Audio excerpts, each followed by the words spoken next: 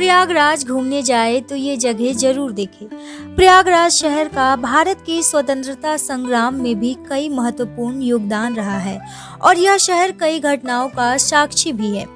आइए शहर और यहाँ के प्रसिद्ध स्थानों के बारे में और अधिक विस्तार से जानते हैं। प्रयागराज शहर भारत के सबसे पुराने शहरों में से एक है। इसे पहले इलाहाबाद के नाम से भी जाना जाता था, लेकिन अब इसका नाम बदल करके प्रयागराज कर दिया गया है। यह शहर भारत के सबसे पवित्र तीर्थ स्थलों में से एक माना जाता है। यहाँ 3 पवित्र नदियाँ गंगा, यमुना और सरस्वती आकर आपस में एक दूसरे से मिलती हैं और इस पावन समागम बिंदु को त्रिवेणी संगम के रूप में जाना जाता है। प्रयागराज में प्रत्येक 6 वर्षों में कुंभ मेला और प्रत्येक 12 वर्षों में महाकुंभ मेले का आयोजन किया जाता है, जो कि तीर्थ यात्रियों के लिए सबसे बड़ा आयोजन होता है।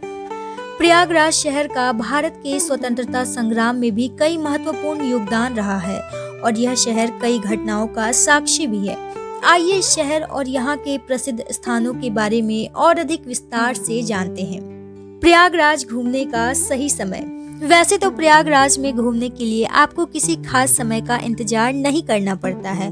आप यहाँ किसी भी समय घूमने के लिए आ सकते हैं, लेकिन कोशिश करें कि मई जून के महीने में यहाँ ना आए, क्योंकि इस समय यहाँ बहुत ज़्यादा गर्मी पड़ती है, जिससे कि आपको घूमने में परेशानी होगी। अक्टूबर से मार्च तक का महीना प्रयागराज में घूमने के लिए अच्छा होता है।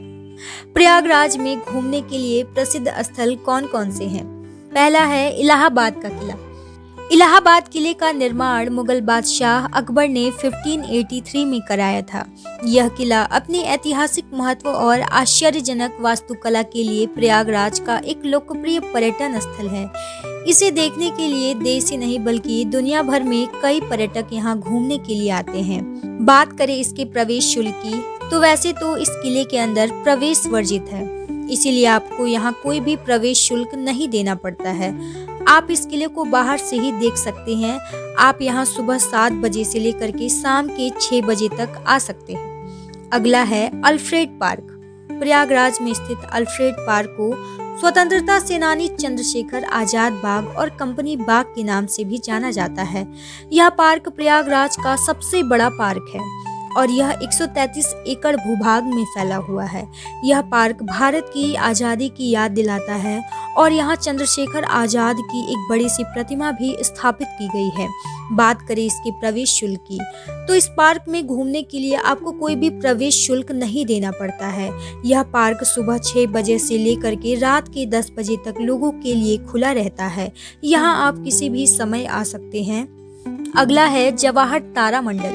जवाहर तारामंडल का निर्माण 1979 में प्रयागराज के एलनगंज पड़ोस में आनंद भवन के ठीक बगल में किया गया था।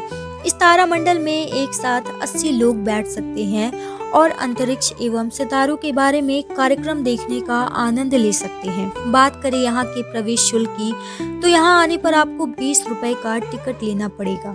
टिकट लेने के बाद ही आप अंदर प्रवेश कर पाते हैं। यह तारामंडल सुबह 9:30 बजे से लेकर के शाम के 5 बजे तक खुला रहता है। जब आप प्रयागराज घूमने आए तो बच्चों को यहाँ लेकर के जरूर आए।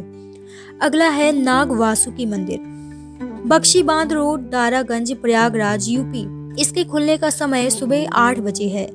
यह काल सर्प दोष से मुक्ति हेतु विशिष्ट अनुष्ठान के लिए प्रसिद्ध है। रेलवे स्टेशन से लगभग 6 किलोमीटर की दूरी पर स्थित नाग वासुकी मंदिर संगम के करीब गंगा के ऊपर एक ऊंची चट्टान पर स्थित है।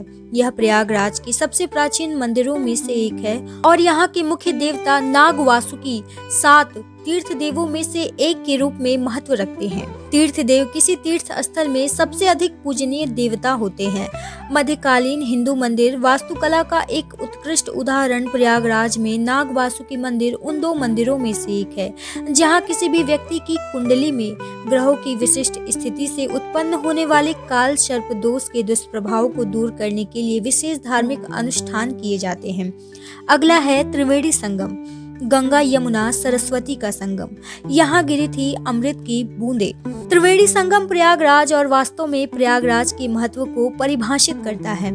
यह 3 पवित्र भारतीय नदियों गंगा, यमुना और अदृश्य सरस्वती का प्रसिद्ध संगम है। यमुना प्रयागराज के दक्षिण में बहती है जब तक कि यह संगम तक नहीं पहुंच जाती। गंगा इसके पूर्वी किनारे पर बहती है। दोनों ही जल को कहीं दूर क्षितिज में विलीन होते देखा जा सकता है।